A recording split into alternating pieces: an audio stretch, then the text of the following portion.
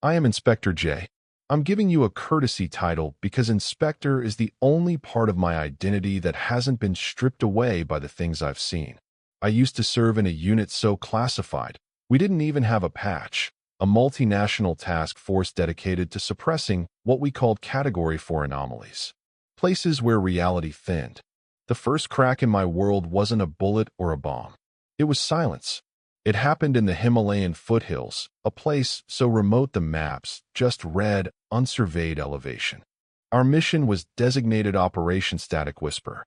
We were tracking a specific energy signature, a spike in ambient white noise that had coincided with the sudden, simultaneous disappearance of an entire farming collective in a village named Cumberone. The locals called it the Valley of Whispers. My team was small, just 3 of us, plus our asset, a guide named Ollie. Ollie wasn't a translator. He was a local fixture, gaunt and silent, with eyes that saw the air between mountains. The hike took 3 days. By the 3rd afternoon, everything felt wrong. The air was too clear, too cold, and it carried none of the smells of life you expect in rural mountain villages. No dung, no cooking smoke, no human musk. Just dry, still air that tasted like old dust and fear. Ollie's hand trembled constantly, and he never stopped muttering prayers into his woolen scarf. He wasn't afraid of the climb. He was afraid of what waited at the top. When we crested the final ridge, Cumberone was below us. It wasn't abandoned. It was locked. Everything was mid-action. Meals sat on open fires, half-cooked rice dried in clay pots. Tools rested against stone walls, positioned as if their owners had momentarily stepped away. Laundry stiffened on lines, caught in a ghost breeze. But there were no people. Not a sound. Not a trace of violence. It was as though a silent, invisible bell had rung, and everyone simply dissolved, leaving their kinetic energy behind. We moved into the largest structure, the Elder's house. I was already checking my rifle, the weight of the silence pressing down like altitude sickness, when Ollie grabbed my arm. His grip was surprisingly strong. Inspector, his voice was a dry rattle. I give you the first rule. I lowered my rifle, annoyed. If it's about not touching the prayer flags, I read the manual, Ollie.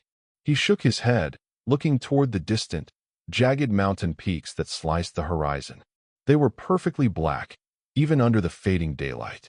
No. The core rule 1. Never look past the black ridgeline after sunset. If you see something moving there when the sun is gone, pretend you don't. It is not for you to see. He offered no explanation. Just that cold, definitive statement.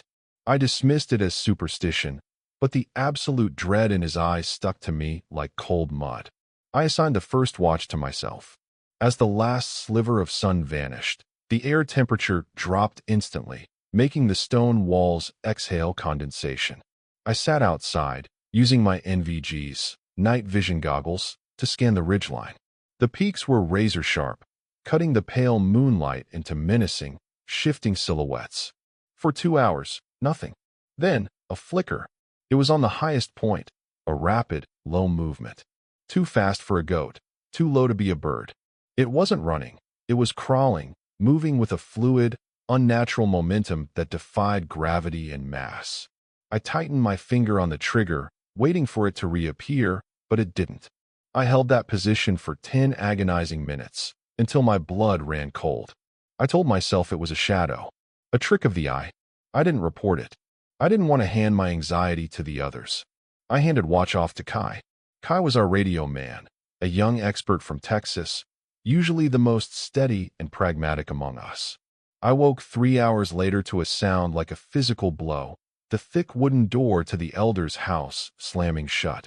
Kai was inside, breathing heavily, the door barricaded with everything we had.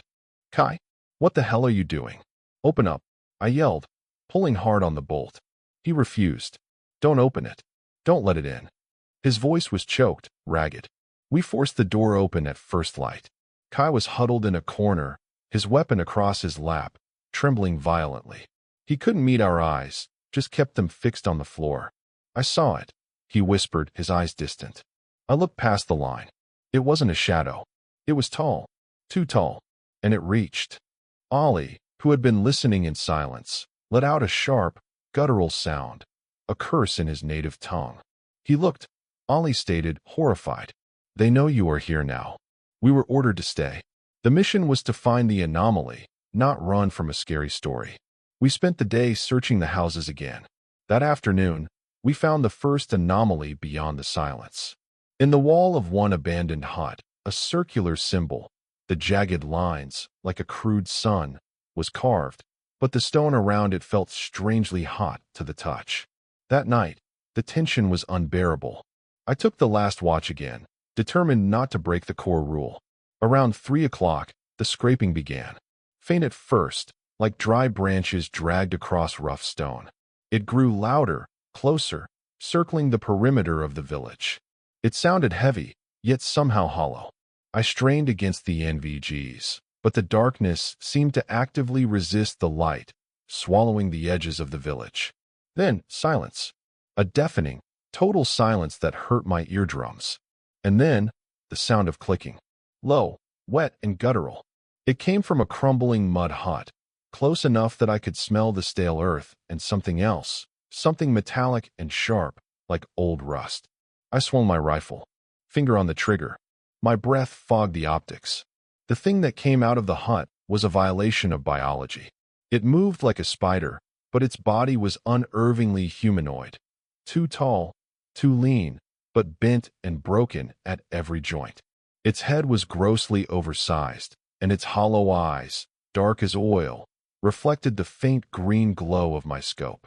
It was too fast, too wrong. It was the surface crawler. It didn't snarl or roar. It simply cocked its head at me, its long jaw unhinging to reveal rows of needle-like teeth that were too long for its mouth. I couldn't fire. My brain refused the signal. It wasn't fear, it was catastrophic cognitive failure. My mind literally rejected the reality of what I was seeing. The creature scuttled back into the darkness of the hut, faster than a thrown object. I woke the others, shaking. When Ollie saw my face, he simply nodded. You didn't shoot. What the hell was I supposed to shoot at? I snapped, pointing at the empty hut. Ollie delivered the next command, his voice devoid of pity. The core rule too. If it doesn't act human, don't treat it like one. If you can't categorize it, you can't defeat it. We stopped taking shifts. We barricaded ourselves, weapons trained on the door.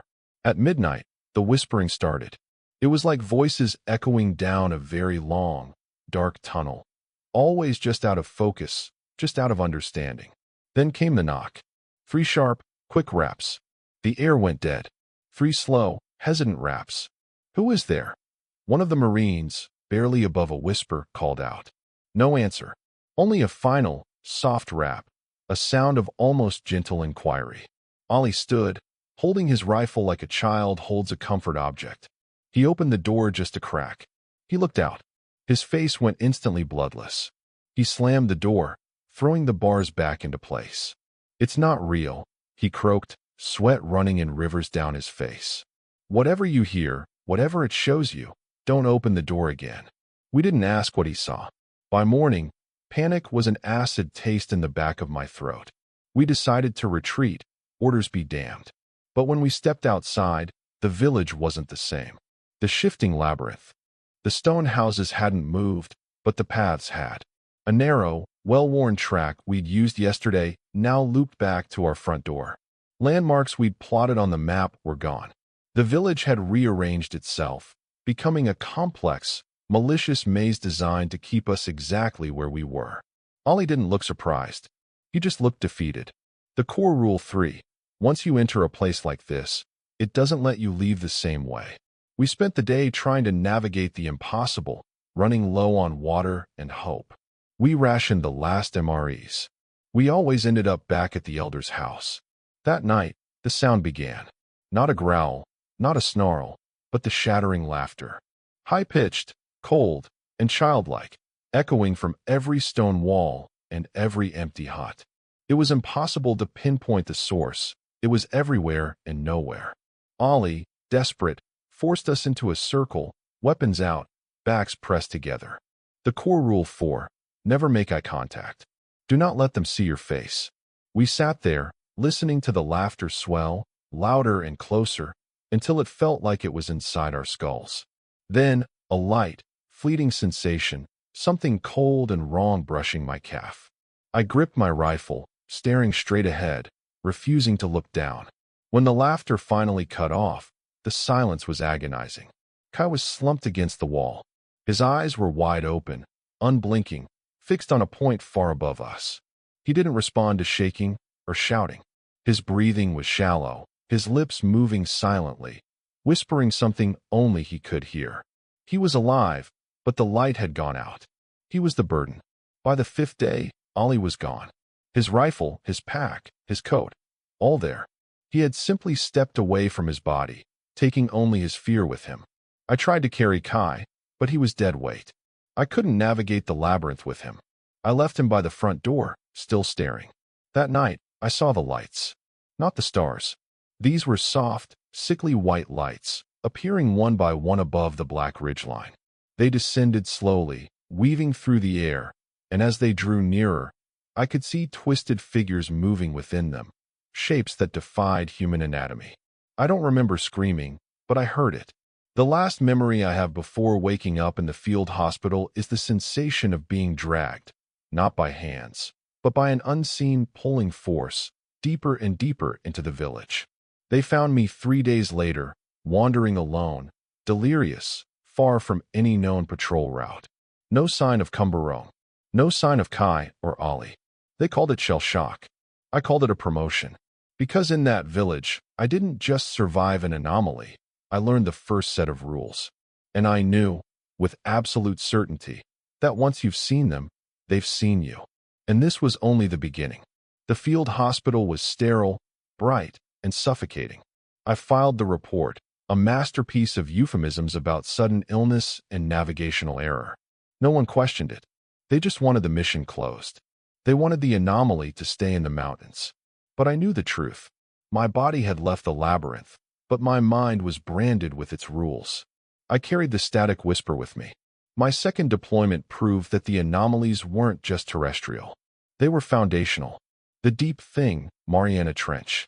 We were assigned to a deep-sea survey vessel off the coast of a classified Pacific Rim island, running anti-piracy simulation, the perfect cover for monitoring the suboceanic seismic anomalies near the Mariana Trench.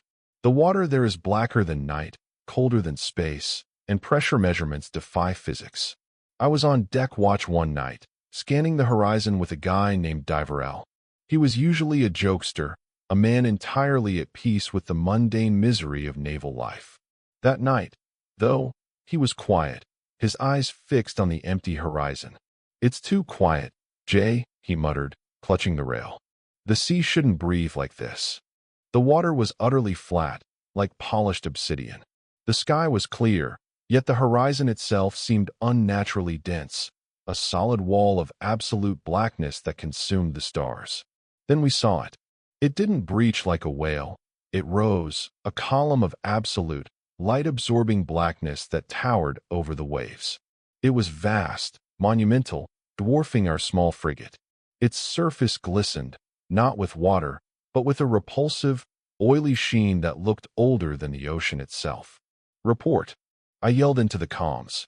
Nothing. The radio crackled and died instantly. All instrumentation was dead. Diverell started screaming, but the sound didn't carry. It was swallowed by the entity's presence. The thing began to move toward us. Not quickly, but with a terrifying, deliberate pace that suggested immense, indifferent power. The air temperature plummeted. Frost instantly feathered the rails and the bridge windows. The captain, a man of pure routine, finally ordered us to fire. We pumped rounds into the colossal mass. They vanished. No splash, no impact. The bullets were simply absorbed, like pebbles dropped into an infinite, viscous pool. It stopped right beside the ship. It didn't attack. It just loomed. The pressure of its presence was overwhelming.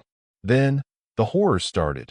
Crew members began walking toward the edge of the deck, their eyes wide and vacant, mesmerized by the oily blackness. They walked with a calm, deliberate certainty toward the freezing, waiting water. "Restrain them," I roared, tackling a young ensign who was about to climb the rail. Diverell was fighting another man, sweat freezing on their faces. I knew what was happening. The core rule 5. If it stays, its presence will overwrite your will. Resist the impulse to join the silence. We spent hours fighting our own men, tying them down, struggling against the growing, bone-deep urge to step off the ship and merge with the darkness. When the sun finally touched the horizon, I looked up. The deep thing was gone. The transition was instantaneous. 1 second it was there, the next, only empty water. The comms crackled back to life. The temperature normalized. The men we restrained awoke, confused, with no memory of their attempts to abandon ship. The official record cited an unidentified marine anomaly and a hull integrity test failure. I recorded a new rule in the logbook I kept hidden in my boot. Some things aren't fought with bullets. They are fought with sanity. The effigy faces Amazon. The next anomaly was a terrestrial trap. We were on a joint operation in the Amazonian rainforest, supposedly hunting a separatist faction. Our team was led by Dr. V, a civilian specialist with a dangerous intellectual arrogance. The local guides refused to go past the rendezvous point. Their leader, a man whose skin was etched with sun and fear, pulled me aside. Mal Lugar, he whispered, pointing deep into the emerald tangle. Mala Alma, the bad place, the bad soul. When I pressed him, he simply tapped his temple and shook his head. They choose. Dr. V dismissed it as primitive superstition. We went in anyway. The jungle quickly swallowed all sound. No insects, no birds, just a silence more profound than the Himalayan foothills. Every few steps, I'd see a branch twitch with no wind, a shadow flicker just out of sight. Then, we found the clearing. The trees surrounding it were monstrous. Their trunks were thick, blackened, and twisted, not grown, but writhing, frozen mid-scream. In the center, half buried in ancient vines, was a stone structure, crude and immense, covered in carvings that made my eyes ache just to look at them. Dr. V ordered us to secure the perimeter. The local members of our team froze, refusing to step into the clearing, rifles lowered, muttering their own prayers. The air in the clearing was heavy, like breathing mud. Jay, look. It was Dr. V, pointing at a twisted mahogany trunk. A face was staring out of the wood, not carved into the bark, but seeming to emerge from it, sunken, milky eyes, and a mouth stretched into a rictus grin that was far too wide. It blinked. Then another face appeared, and another. They didn't climb down. They simply shifted into existence, emerging from the grain of the wood itself. Dozens of them, some humanoid, some utterly grotesque, their forms distorted by the living wood. They didn't move toward us. They just watched, their collective, silent grin growing wider. Dr. V was thrilled. Fascinating. A mass psychological defense mechanism. Shut up, doctor, I hissed. Fall back. But the jungle wouldn't allow it. When we turned, the path was gone. The trees had shifted, closing in, their massive, blackened trunks forming an impenetrable, sentient wall. We were trapped. The local soldiers finally spoke up. The core rule 6, stop looking for a way out. They choose. If they let us go, we leave. If not, we serve. We stood in the clearing of faces for hours, watched by a silent, thousand-eyed congregation. Then, Si Quan Pi, one of my best men, broke. He raised his rifle and emptied an entire magazine into the nearest twisted trunk. The face didn't flinch. That's when the screaming started. It wasn't human. It was a high-pitched, resonant wail that came from the ground, the air, and the wood simultaneously, a sound that vibrated the very bones in our ears. The trees moved. Their thick branches whipped and writhed like snakes, and the earth beneath us buckled. Dr. V and her team dropped, clutching their heads.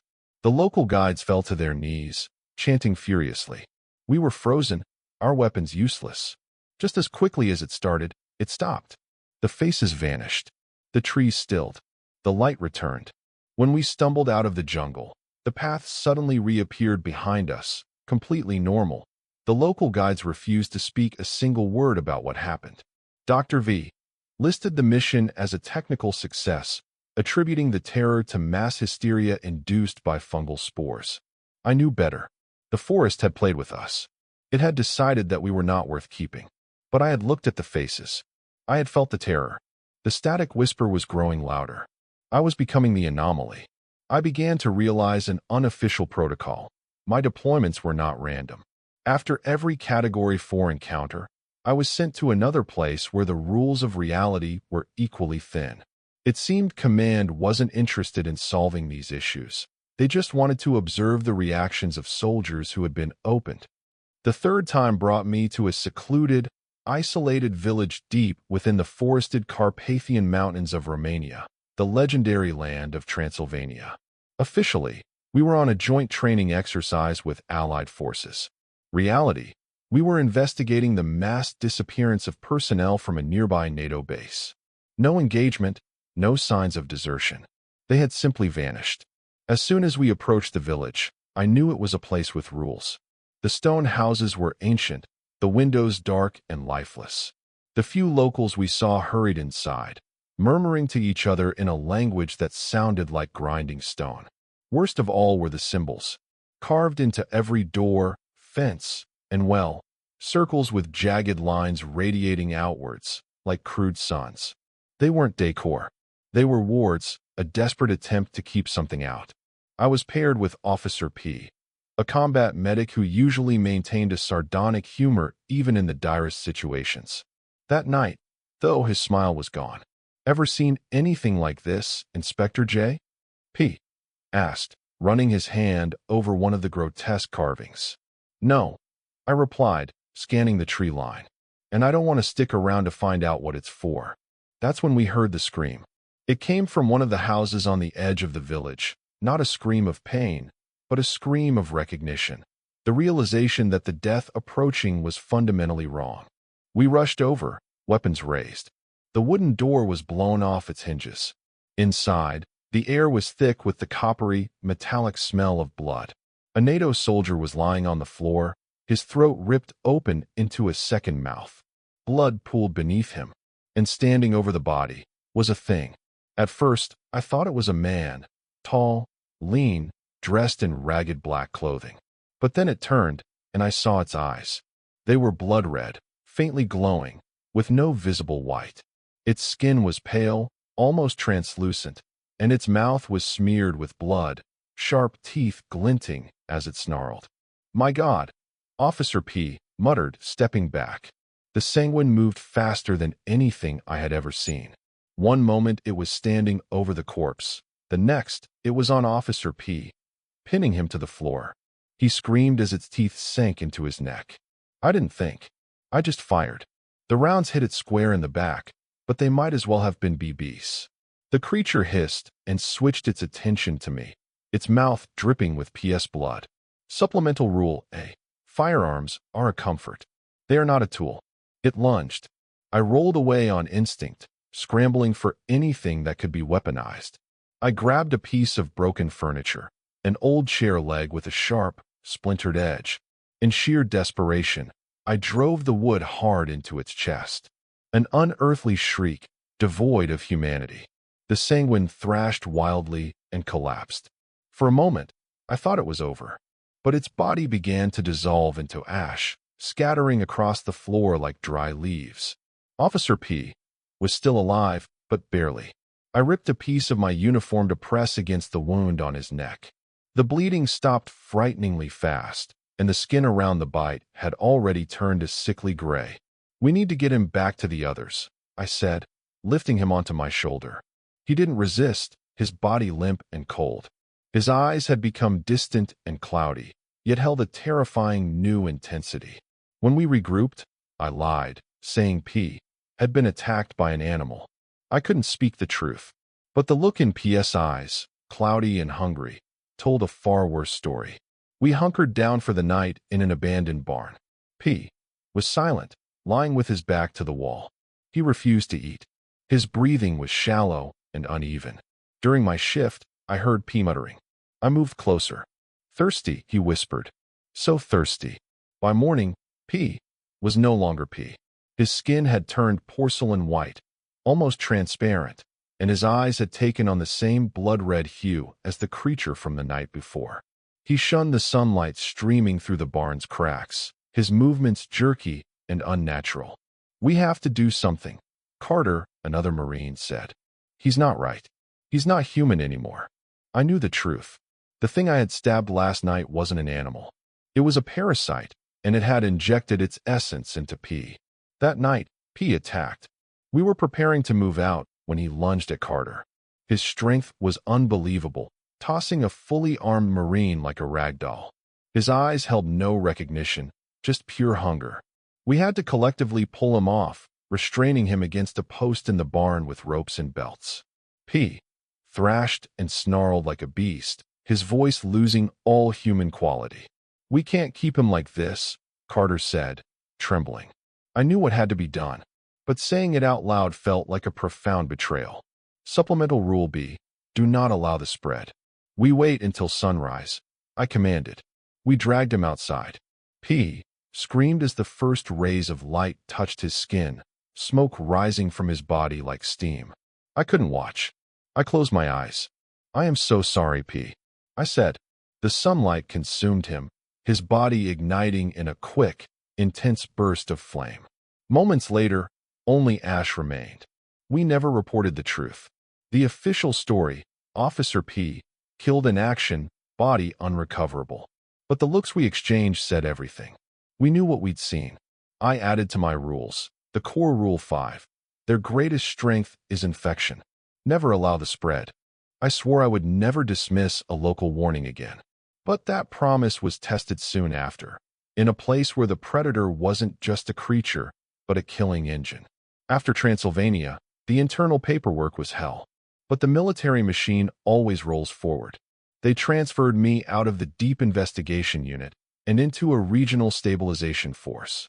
A year later, I was stationed at a remote base in the Dinaric Alps, deep in the forested mountains of the Balkans. The official mission was tedious, a standard training and readiness exercise. But I remembered my promise: never dismiss a local warning. The villagers near our base were fiercely protective of the old-growth forest.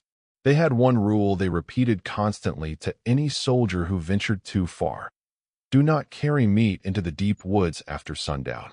Do not stay off the path. Do not howl back. I listened.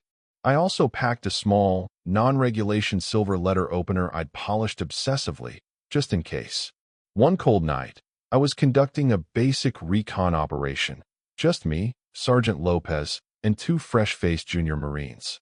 The area was supposed to be clear, but command wanted verification. The terrain was brutal, steep slopes and thick underbrush that swallowed sound and light. It didn't take long for things to go sideways. About an hour into the patrol, we found a dead deer. At first glance, it was normal. Wild animals kill each other. But as Lopez crouched down, the details screamed anomaly. The deer's body was torn open, its ribs cracked outwards like the slats of a broken cage. Whatever had killed it hadn't just been feeding, it had been furious. The claw marks were too deep, the bites too violent, the destruction too deliberate. "Wolves don't do this," Lopez whispered, his voice tight. "This is rage." I didn't answer. It wasn't just the brutality, it was the heavy, suffocating silence of the forest.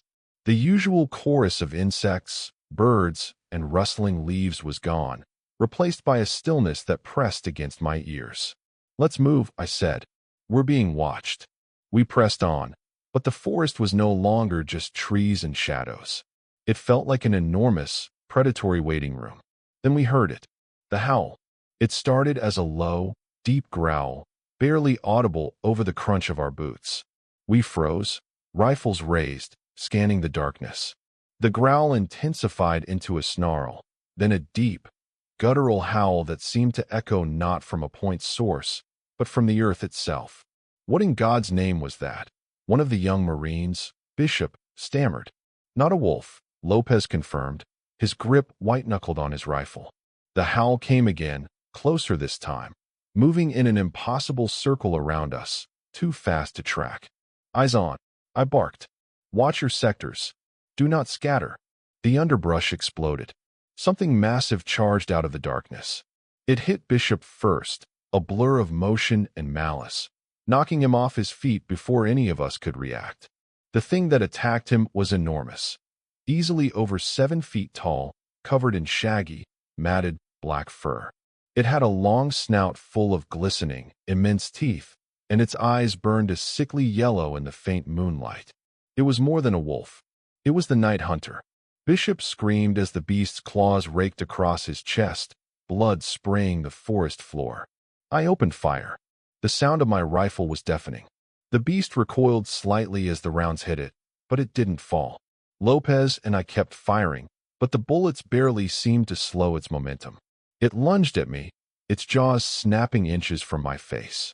I stumbled backward, realizing we were hopelessly out of our depth. Our training, our standard-issue munitions, it was all useless. The core rule 6. If they are beyond bullets and bravery, you need a different key. The beast charged again, knocking Lopez to the ground. Desperate, I grabbed the first non-standard object I could find, the small, polished silver letter opener from my pack. It wasn't designed for this. It was tiny. I swung it wildly at the beast's flank as it passed me, driving the thin blade into its side with all my strength. The effect was instantaneous. The beast let out a howl of pure, agonizing pain, the sound of which was completely different from its hunting roar. The smell of burning fur filled the air, and the creature stumbled back, snarling in confusion. Silver, Lopez choked out, clutching a deep gash on his leg as he scrambled away. It hates silver. I didn't ask how he knew. The beast recovered and lunged at me again. This time I was ready. I drove the silver point into its chest. An ear-splitting, final roar. Its body convulsed as smoke poured from the wound. It staggered backward, claws swiping aimlessly, before collapsing onto the ground, a colossal mass of silent, defeated muscle and fur. I didn't stop. I plunged the silver opener into its neck, twisting until the life, or whatever passed for life, was gone. When it was over, the forest was silent again. I sat there, gasping, staring at the massive, lifeless body. We were in rough shape. Bishop was barely conscious, his chest a bloody mess of claw marks. Lopez was bleeding heavily from his leg. "Is it dead?" Lopez asked, his voice shaking. "It is," I confirmed. I retrieved the bloodied silver opener, the metal now tarnished black. By the time we made it back to base, Bishop was in critical condition. He didn't make it through the night. The medics blamed blood loss, but when I saw his fading eyes, I saw the same vacant horror that had claimed Kai in the Himalayas. The mark was different, but the effect was the same. The official report listed the attack as a large bear encounter, a common local explanation for unexplained violence. No one questioned it, but Lopez and I knew the truth. After that night, my hidden logbook gained its final, most personal rule, the core rule 7. Trust the superstition over the manual. If the locals say silver, carry silver. If they say wood, carry wood. The mundane materials of the old world are the only things that pierce the new terror. I was honorably discharged 3 months later. I thought I had left the anomalies behind, a geographical phenomenon confined to the remote corners of the map. I was wrong, because the final rule I had learned, once you've seen them, they've seen you, meant that the anomaly wasn't just a place. It was me, and whatever was out there, it had followed me home. They gave me a nice ceremony, a firm handshake, and a lifetime's worth of therapy appointments I knew I'd never use. I was honorably discharged, relocated to the relative sanity of Boston, Massachusetts, and told to enjoy my civilian life. I tried, but you don't survive Category 4 anomalies, the shifting labyrinth, the deep thing, the sanguine, and just go back to worrying about mortgage rates. The shadows of what I had seen stayed with me. It wasn't just bad dreams or hypervigilance. This was specific. It started small. I'd wake up in the middle of the night, absolutely convinced there was someone in the room. I'd check the corners, under the bed, pistol drawn, the safety off. Nothing.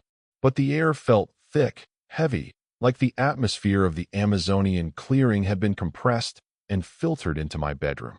Then came the laughter.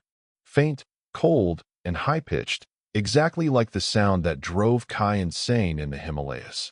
It would happen during moments of profound silence, just a quick, mocking echo that wasn't there when I actively listened. Then, the dreams began. The first time, I was standing in a room with peeling, antique wallpaper. The smell was the worst part, metallic and sharp, like old blood left to dry in the sun. Then I saw him. He was crouched in the corner. His skin was a deep, mottled red, appearing flayed raw. His face was long, angular, inhumanly structured, with eyes like deep black pits and a mouth that was simply too large. He didn't move. He didn't blink. He just stared at me, his lips curling into a grin that made my stomach seize up. I woke up choking, drenched in sweat. The room was silent, but the metallic tang of the dream still lingered in the air. The second time was worse. A few nights later, I was lying in bed when I felt it, a colossal weight pressing down on my chest, sleep paralysis. My limbs were useless. I strained to move, to shout, but my body refused. Then I saw him again. The pursuit. He was standing at the foot of my bed, his head tilted at an unnatural, questioning angle. His grin was wider, revealing rows of jagged teeth that were polished black. The room temperature plummeted. I could only watch, a terrified spectator in my own body, as he slowly leaned closer, his breath hot and foul against my face. And then he was gone. By the third time, I knew this wasn't PTSD. This thing was real, and it had followed the mark I carried, the cumulative psychic residue of every anomaly I had survived. It wanted me to know it was here. I didn't know where to turn. Calling the VA to report a demonic haunting wasn't an option. My family would institutionalize me. I went old school. I found a Catholic church and called the only man who might understand. Father M. Father M. was old, sharp, and carried the quiet certainty of someone who had seen true evil. He didn't flinch when I told him about the red-faced man and the laughter. He didn't laugh or suggest medication. He just nodded and said, "I'll be there tomorrow." When he arrived, he walked through the house, sprinkling holy water and muttering prayers. But when he reached the bedroom, his face went instantly pale. "It's here," he said, clutching the crucifix around his neck. "This is not residual fear, my son. This is sentient." He set up an impromptu altar in the living room just before sunset. He lit candles and handed me a rosary, commanding me to repeat his words, no matter what happened. As he began the prayers, the room grew colder, the flames of the candles shrinking as if the air was being sucked dry. And then, the pursuit stepped out of the shadows. He didn't lunge. He didn't scream. He just stood there, watching us, his grin a silent challenge, daring us to continue the exorcism. Father M's voice did not waver. He held up the crucifix and commanded the entity to leave. The demon disliked that. The room erupted into sensory chaos. The candles blew out, plunging us into absolute darkness. Furniture violently overturned. The air was filled with a horrific sound, something scraping against the walls, metal on stone, glass shattering, and then it was on me. I couldn't see it, but I felt it, its hands wrapping around my throat, its breath hot and putrid on my skin. It was like wrestling smoke, yet the pressure was crushing. I gasped, choking, flailing wildly. "Pray, son." Father M's voice cut through the darkness, steady and strong. I forced the words out, syllable by syllable, choking on the Hail Mary. With every word, the grip on my throat loosened slightly. The air around me grew scorching hot. Father M pressed the crucifix hard against the floor, shouting complex Latin commands. The demon let out a final, guttural scream, a sound that seemed to shake the house's foundation, and then it was gone. When the lights came back on, the room was a war zone. Walls were scorched, plaster was cracked, and furniture lay in splinters. But the oppressive, heavy atmosphere was gone. The air felt light, clean. Father M looked exhausted, but relieved. "It's done," he whispered. I wanted to believe him. But a part of me, the part branded in the Himalayas, knew better. Before he left, Father M told me the final, most terrifying truth. "Evil doesn't just appear," he said, adjusting his collar. "It's drawn to something. Pain, guilt, anger. Whatever you've seen, whatever you've done, it leaves a mark. It leaves a space. And